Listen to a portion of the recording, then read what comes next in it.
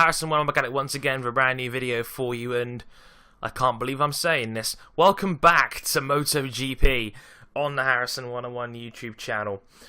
In case you've been wondering why it's been such a long time since I've last done one of these, the reason is because my Elgato broke. I mentioned that in a channel update a couple of weeks ago, that my Elgato broke, and because my HD PVR doesn't have a HDMI connector, because it's old like that, and because PS4s don't have component cable connections, I couldn't record anything off it.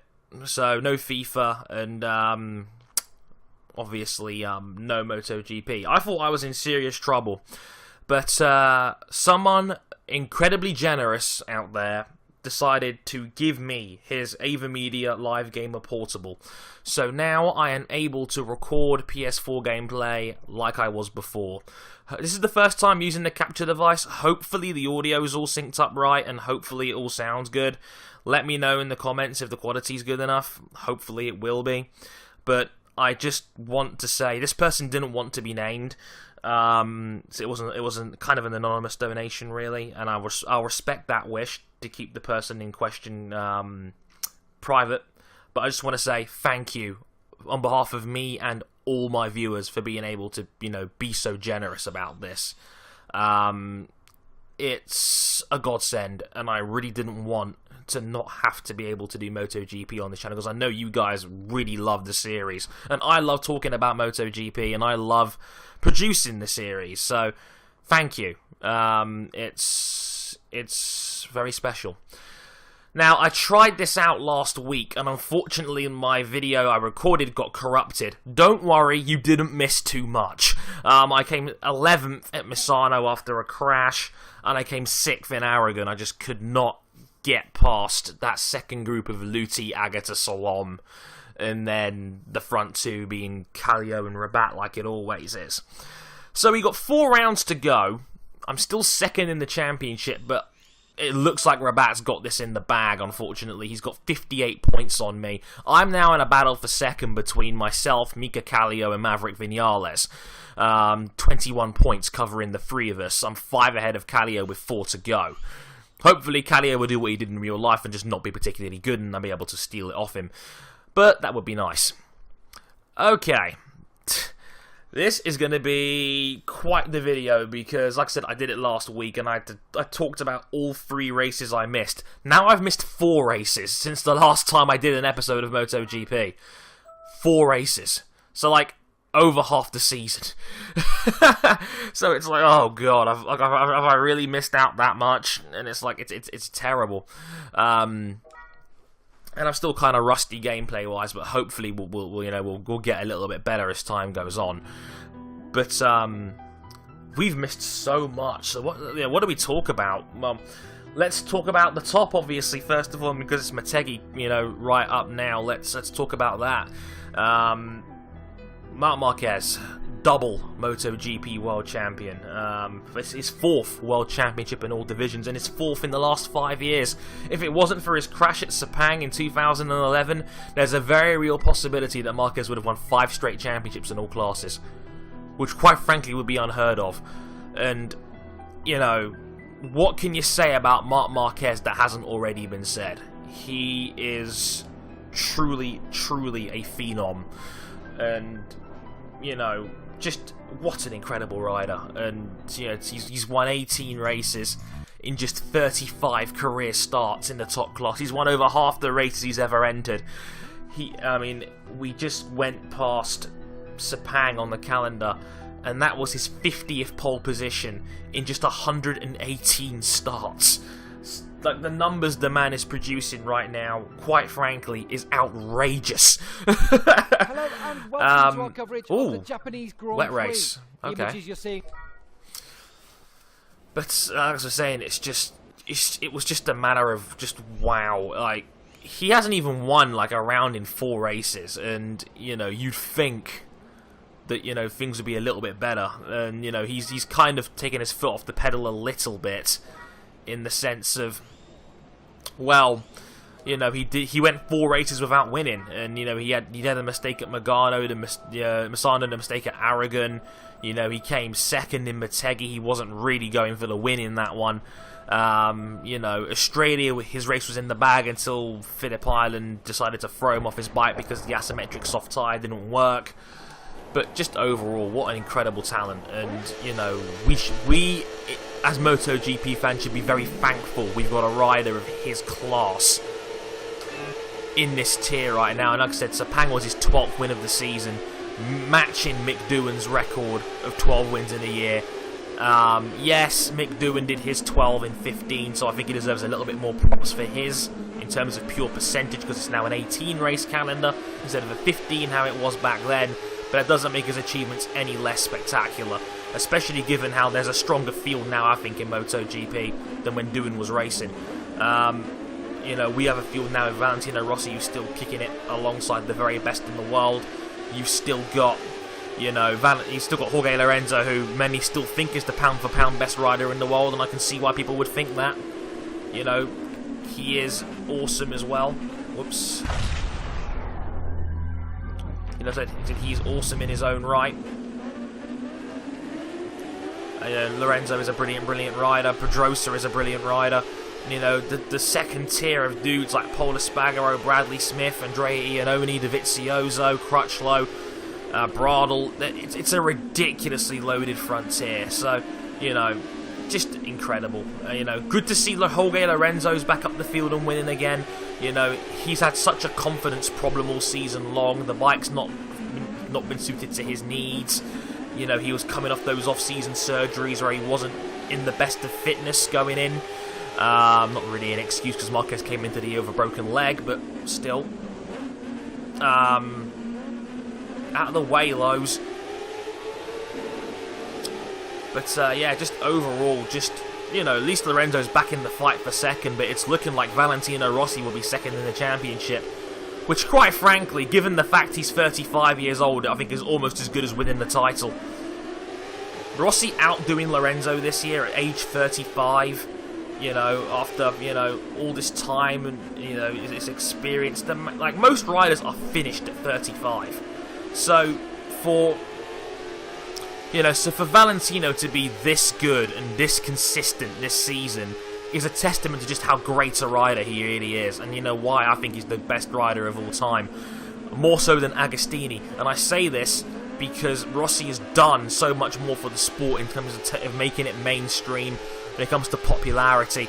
And I think Marquez is now doing that now. I think Marquez is the next chapter when it comes to MotoGP. I think we're now living in the Marquez era, and we should be very excited for that. He's bringing over a whole heap of new fans, which is exactly what the sport's needed. I know a couple of people have said, oh, but Marquez winning is boring, or, you know, it's made the season boring. No! I mentioned this before in my last video, and only one guy came up with even a half-decent response. But, you know, oh, well, he's won half his races by 5 seconds, he's boring. I didn't think Le Mans was boring. I didn't think Qatar was boring. Catalunya, Mugello, races where he's been challenged, like Silverstone. You know. And like I said, all these races now have got, you know, for sure, surefire Marquez grandstands now with the 93 flag flying. And the number 12 for his brother Alex as well in Moto3. Like, the dude is doing more for the sport than any rider's done since Valentino Rossi debuted in the top class in 1999. And that's fantastic. You know, this sport deserves more eyes watching it. If we need a guy like Marquez who is just a genuine, charming, lovely guy, then, you know, awesome. I'm going to talk more about that in a minute, but you may have noticed, any BT Sport fans out there, you may have seen me on MotoGP Tonight this past Tuesday on BT Sport 2. I was there for the TV taping, and yeah, it was awesome. Went all the way down to Stratford, the other side of London, for it. BT Sport Studios is very slick. You know, proper. It's got pool tables, it's got football tables, it's got a proper cafe. You can get some chips. You know, but the set is enormous. If anyone's ever seen MotoGP Tonight, I might put the photos. Oh, I might put some of the photos up. You can see on my Instagram page, Harrison101, if you want to see some of those. But not just that as well. I might put some on my Facebook page as well. Whoa! Jesus, I'm struggling here on this victory corner.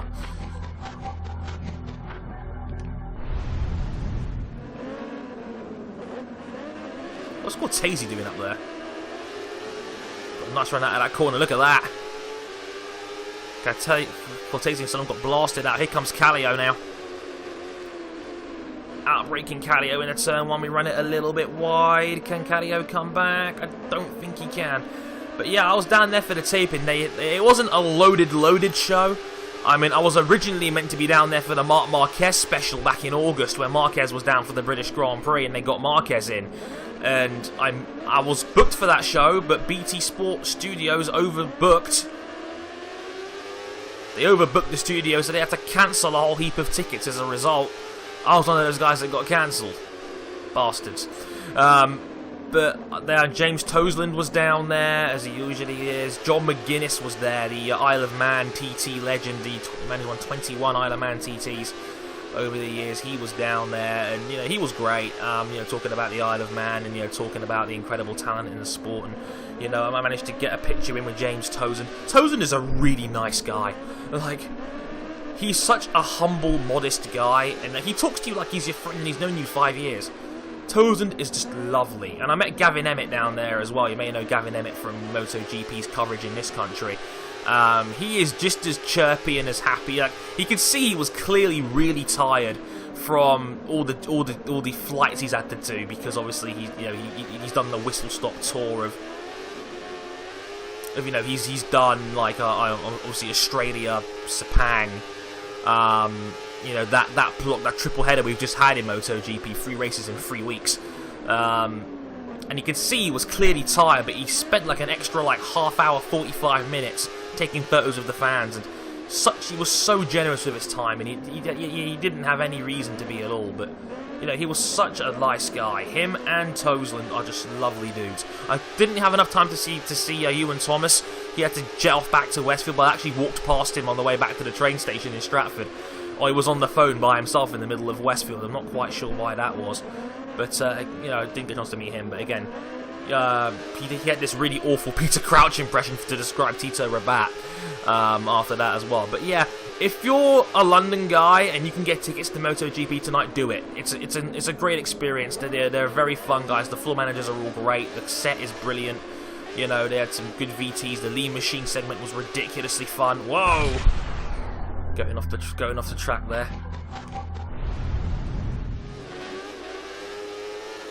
But yeah, overall it was great. Other stuff to talk about. Congratulations to Tito Rabat. We're talking about him now as we're racing him. Oh, that's a nice pass, Tito, if you can pull that one off. She nearly did.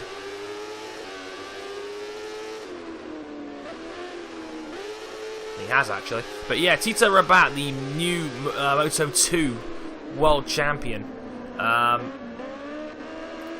5th man to win a Moto2 championship, and he'll be special. He'll be the first guy to win the title and stay in the class. He wants to stick around for another year and then go up in 2016, which I think actually might be a smart idea given how the bikes are going to be changing in 2016 with the new standardised ECUs and whatnot. So it might be a good idea for Rabat to stick around, even though I kind of think that Rabat's probably a little bit grateful that his nemesis, and also in that fight ahead of me right now, Maverick Vinales, is going up next year, because Maverick Vinales has been on fire during this whistle stop.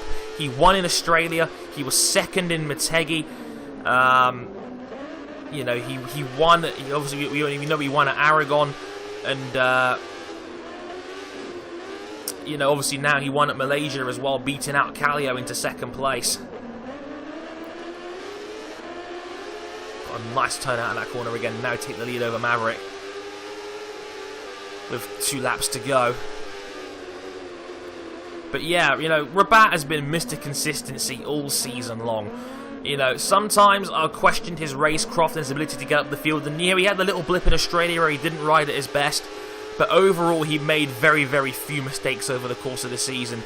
And when Kallio won in Indianapolis, it seemed to trigger something with Rabat, where he just came out and just dominated the next 3 races. I think he's only the 4th rider ever to win 3 straight Moto2 races, which is actually really hard given how close the field is these days. But Maverick, winning 3 of the last 4 and being second in the other one, he is on a ridiculous run of form at the moment. Doing a brilliant job on that Yellow Pages HP40 Pons Kalex bike. Just outstanding. You know, he's doing a brilliant job. And a lot of people are very high on Maverick next year. My response to that is, hold your horses, people. Suzuki is not going to be that good off the bat. And it's a shame. I'm really hoping Suzuki can pull something out and produce a really good bike, because Maverick Vinales and Alicia Spagro, his teammate next year, they deserve to have really good bikes, because Alicia is a top-tier rider. Like, Andrea Dovizioso gets a lot of the underdog credit for being on secondary bikes a lot of his career. Whoa, almost lost it there, good lord. But, overall, like, Alicia Spagro has been on nothing but CRTs in the top class, and he's never had the true success to see, he's never had the potential to see what he could truly do on a top class bike. And factory support from Suzuki may come in handy. I just really hope they can pull something big out of the bag next year, because Maverick deserves it. And you know, he's come such a long way from being that spoilt brat who abandoned his team in Sepang a couple of years ago into now obviously the Moto 3 world champion and a top contender in Moto 2. A guy that could still come second in the championship. He's only 15 points behind Kallio. And, you know, he's won 4 races this season. He's been on the podium, I think, 10 times this year. The guy's the best talent in the sport, not named Marquez. And that's a scary thought, considering he's not even 20 years old until January. So if Maverick ends up being half the guy we think he is, look out. It could be a very scary thing. Especially when you look at the top and how I think things are going to change soon. You got Valentino Rossi, who's 35 years old. I know he's signed for 2 more years, but if Rossi isn't happy, he'll retire early. Pedrosa's has 2 more years on his extension, but at the same time, you know, when that runs out in 2016, who knows? Like, well, I don't think Honda are going to keep him after that. I mean, he'll be 32 by that point. So maybe they'll look elsewhere. There's a lot of guys in the contention for those top-end seats. I think Yamaha will go with Pol Espargaro when Rossi hangs it up. I think that's always been on the cards. Pol signed a factory contract when he first joined MotoGP with the Tech 3 team originally.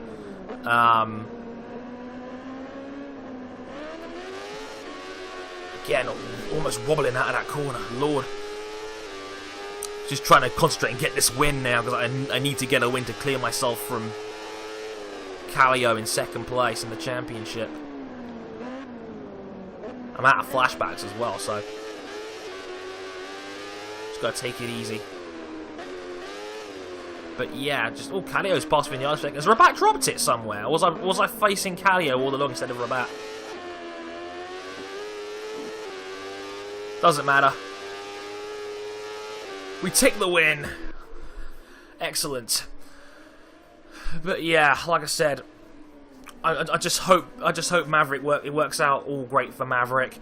And like I said, contenders for those top end seats, I think Yamaha will go with Espargaro, and I think they'll have half an eye on Alex Rins as well. That would not surprise me at all, because like Rins is a guy that was already hinted to get that Tech 3 seat next year if Bradley Smith got the chop. Turns out he didn't. So, you know, keep an eye on him. If Jonas Volga has a really big year, keep half an eye on him as well next year.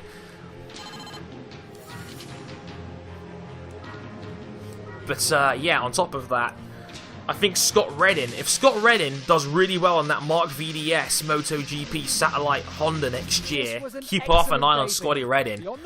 Reddin could be a really big deal. And, you know, we've not had that kind of British prospect in bike racing for a long time.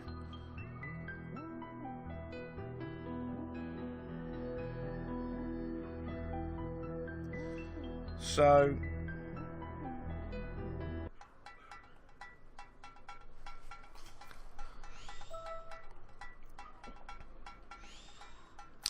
But yeah, just the prospects of all that. It's a very interesting time in the sport right now, and I think we're going through a bit of a transition with Aprilia coming in, Suzuki coming back, KTM confirmed to join in 2017, maybe even 2016. You know, and it was some of the more established names starting to come towards the end of their careers. Marc Marquez is now kind of leading this young gun charge. He's 21 himself. You know, you've got Maverick Vinales, who's going to be 20 in the top class next year. Same for Jack Miller, who's going to be on a LCR production Honda, the same bike that Reddin is on right now. Reddin himself is going to be on a satellite Honda. You know, he's only 20. He's only 21 years old himself. It makes me feel really old that I'm 22, personally. Like, Marc Marquez is 6 months younger than me, to the day. As we go to Phillip Island for the third to last round in the championship. And there's these guys out there that are dominating. Like I said, we've got Fabio Quartararo coming into Moto3 next year, the Galicia team. And he's only 15! 15! He was born in 1999! And he's already been hailed as the French Marc Marquez, and that's a very scary thought. That thought alone is terrifying. But I mean, people have brought the possibility of Alex Marquez being a Repsol Honda rider one day, and all I'll say is he has a lot of friends in that camp, that's for sure. So, if it came down to it, that wouldn't surprise me either. And that's something that I think we should definitely, you know, take into account as we go to Phillip Island for the Australian Motorcycle Grand Prix. I love Phillip Island. Brilliant track. Shame no one can make good tyres for it anymore as the Isometrics front out and it completely fucked over Marc Marquez, Cal Crutchlow and Paul Espargaro during the Australian Grand Prix. But also I want to talk about, speaking of Australians, I want to talk about Jack Miller. And it looks, just when you thought Marquez looked like he had the title in the bag, all the racing fans tuning in. Jack Miller pulls out the performance of his life in Phillip Island. A truly brilliant performance.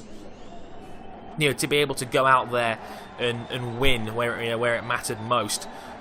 Because, quite frankly, if he didn't win that race, I think it was season over for Jack Miller in the title race, given he was 25 points down going into that race with 3 to go. He needed a win, and he got a win. You know, Marquez was lucky to come in second, given there were 6 guys in the top. The top 6 was covered by like a quarter of a second. And then Miller goes out and comes in second in Malaysia, finishing ahead of Alex Marquez, who finished in 5th. A controversial ride, given that everybody said, oh, Jack Miller bumped into Marquez all these times, and, you know, Jack Miller's playing dirty. And I'm like, guys, like, what Jack Miller was doing was playing dirty. Where was this controversy when Rossi bumped Gibernau at Jerez 2005, or Marquez on Lorenzo at Jerez 2013? Or because it was a last lap one-off incident, we should give it a pass? You can't have that kind of logic. Like, either you let this sport be a contact sport, or you ban any and all contact. You can't have it both ways, you know what I mean? Like, Fenati got a penalty point for Argentina for basically forcing Miller to stand the bike up. He got a penalty point for that, but Miller was punishment free. See, I hold the marshals more, not the marshals, sorry, the race stewards more responsible for what's going on with Jack Miller than Jack Miller himself. There's always been aggressive riding in Moto3. Like, John McPhee had elbows out and, you know, knees out and whatnot, and, you know, forcing contact. It happens across the sport. This is not a new thing, so let's not pretend like it is. To be fair, I think a lot of it was down to... Whoa, braking hard there. I think a lot of that was down to, quite frankly, just some salty Alex Marquez fans and fangirls who were like, oh, you know, Miller's playing dirty, boo-hoo. And it's like, please. This is MotoGP, this is racing. Like, it's not a non-contact sport. Let's not pretend like it is. Oh, God. Don't try that again. But yeah, for the record, I personally did not have a problem with any of Jack Miller's passes in Malaysia. It's just how bike racing is, and that's how it's always been. It's always been, you know, a sport of inches and a sport of very, very fine margins.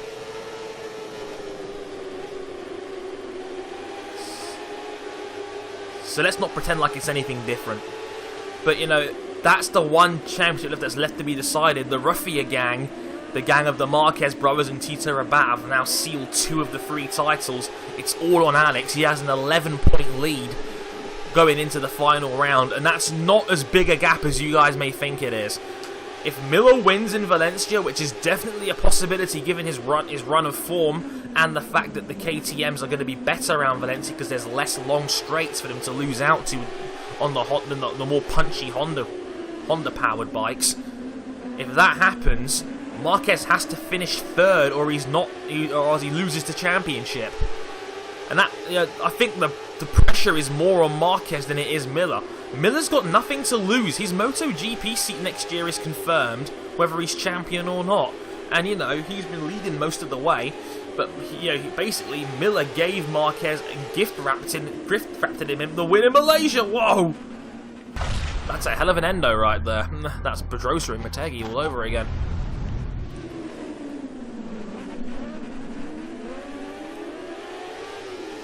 It's hard to get up this field though in Philippines because the track is so short.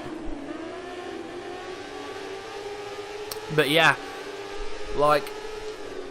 don't get me wrong, Marquez has got a really good seat for him next year already. He's already been confirmed he's going to be riding for the Mark VDS team next year in Moto2, which is a hell of a hire. And it's going to be a nice push for Rabat to see what he can really do. But the pressure's on Marquez. Does Marquez want to be the guy that gave up a 25-point lead with 3 rounds to go? That's not going to be a good look for Alex Marquez, who I've always said is a really, really, really good rider. But I think he's a little bit soft. I really do. I think his racecraft is not as good as his teammate Alex Rins or Jack Miller. And while I don't think Miller's the best rider in the class, I've always thought that was Alex Rins. I've always thought he was the most complete rider in the field today. Marquez is really fast. He's got Rins and Miller's qualifying speed. His race pace is excellent. But I think his problem is he's a little bit too soft, and tactically he's not as good as Rins. Like Massano kind of proved that, where Marquez just pulled the pin too early, and as a result, Rins punished him on the final lap. And if Marquez just works on his racecraft and is not afraid of being a little bit more aggressive, then I think he'll be an amazing rider. Now, I remember talking after, hearing after the race in Sepang, where Miller and Marquez apparently had some words after the race, and apparently Marquez called out Miller for being too aggressive, and Miller's response was, "Well, I just learnt it off your brother." And apparently Marquez didn't have a word to say in response. Says a lot about the pair of them, doesn't it? Right, gonna get past Volga here with the 12th place. We're already 3 laps down. Sam Lowes is up next. And how about Sam Lowes in Australia in real life this season? 5th place on the speed-up bike. A brilliant result for Sam Lowes. And considering the speed-up chassis is a hunk of junk compared to Souter and Cadix, that was an outstanding performance from Lowes. He needs more rides like that, because I think Lowes has always had the talent to be this good. I just think he needs to be on a better bike and needs a slightly better temperament. I mean, he was throwing his team under the bus, left, right, and centre earlier in this season. And I'm glad he's got his head down and he's starting to justify why he was so questionable of his team, because the talent with Lowes is clearly there as he passes 3 bikes at once. Cheeky fuck.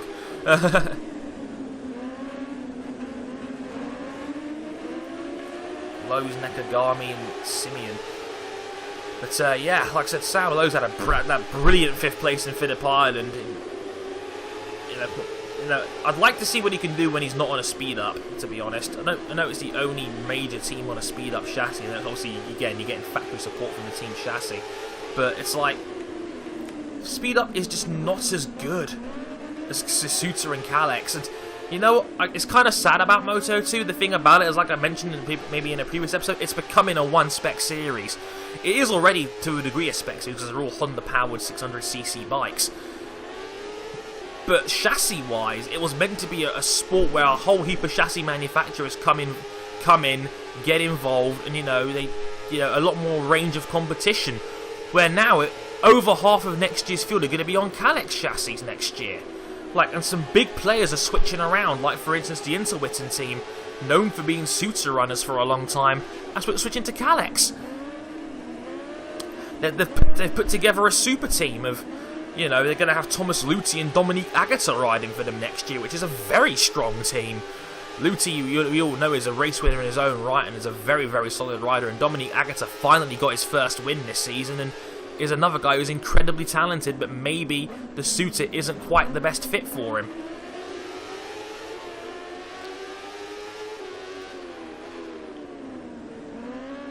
Just got to get around here now. Trying to chase down this leading group, but it looks like Sandro Cortez looks like he's so far ahead.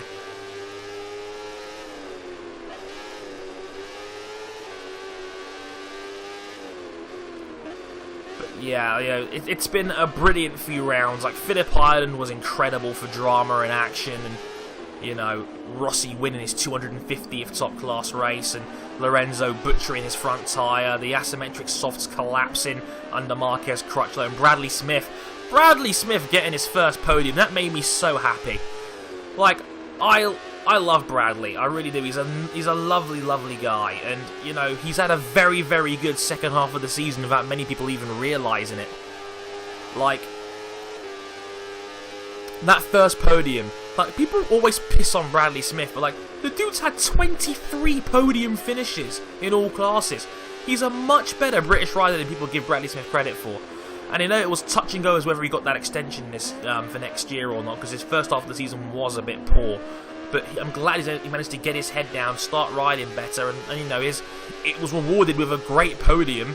You know, Phillip Island in the 5th place at Sepang this past round. Could have been 4th if he didn't mess up the final lap and you know, take a lunge at Bradl's, you know, fading LCR at the end.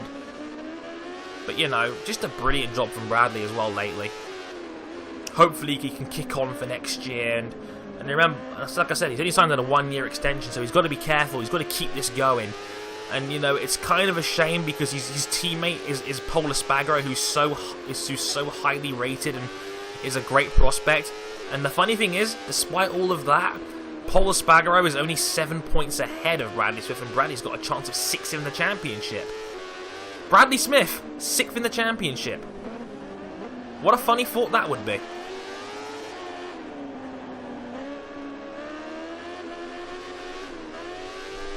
But yeah, overall, just it's been quite a crazy month of MotoGP, really. I wish I had the time to cover it all properly. I actually did in my last taping before it got corrupted. But just overall, it's been a brilliant, brilliant time this season, and I'm so glad this season's been as good as it has been, despite many people being afraid that, you know, oh, Marquez is going to dominate next year, and it's like, oh, it's going to be boring. No, it's been brilliant in all 3 classes. Not so much Moto 2. I think Moto 2's been the least exciting of the 3 classes. I think it's been a Mark VDS fanfare, yeah, with Maverick Vinales being the clear number 3 guy, which makes me wonder about Luis Salom a lot as well, to be honest, because like Salom has been so poor in comparison, but you know, Salom was scoring podiums before, so it makes me wonder, like, what happened to him? It's not like he's shown nothing, it's like he's shown something, which makes it all the more puzzling as to why it hasn't worked out for him.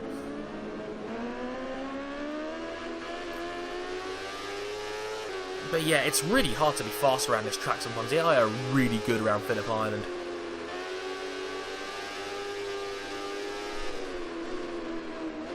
Might be able to get Cortese here. Maybe get 8th.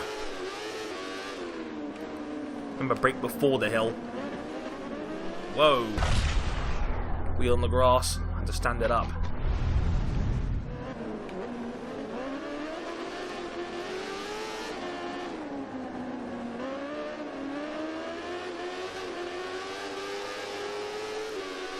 But yeah, overall, I hope you guys enjoyed the video as well. It's so nice to be doing this again. There's going to be no more Grid Auto Sport, and FIFA 15 is going to be on Twitch for my Twitch account from now on, so it's going to be purely F1 and MotoGP from here on in, and I hope you guys enjoy that. As we come over the line in 9th. Oh dear. Bike just wasn't good enough on the day. Trust me, I was pushing at the maximum. There just wasn't much I could do about that. Like, Maverick Vinales gets the win over Rabat. Here's the final classification. Me in 9th. I think that's given Rabat the championship. 59 points for 50 available. Yep, Rabat's the world champion. Hooray. 329 points. 59 point lead with only 50 available, so Rabat is world champion. Now it's just a matter of, can I finish in 2nd?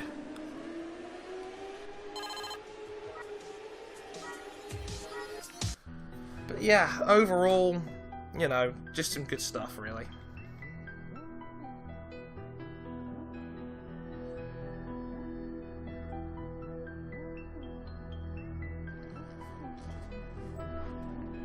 Oh, here we go. So, offers to me now for MotoGP for next year. Obviously, none of the big boys are going to come knocking.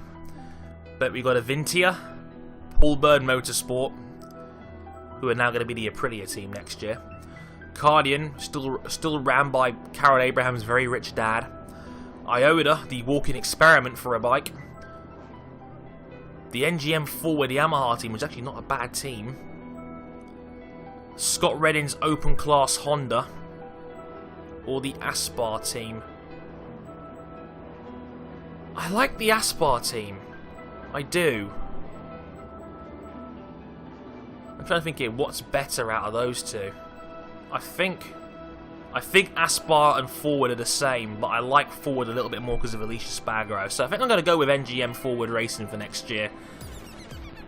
Hopefully they'll come knocking with an offer. Hopefully. But I am looking to get promoted next year. The Tribe of Dre. I like that.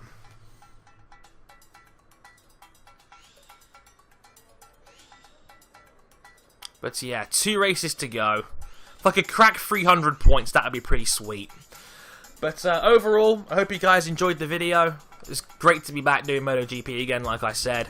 And I hope you guys enjoyed it. And leave a like if you enjoyed. And catch you guys next time. I've been Harrison101. Thank you so much for watching. And sayonara.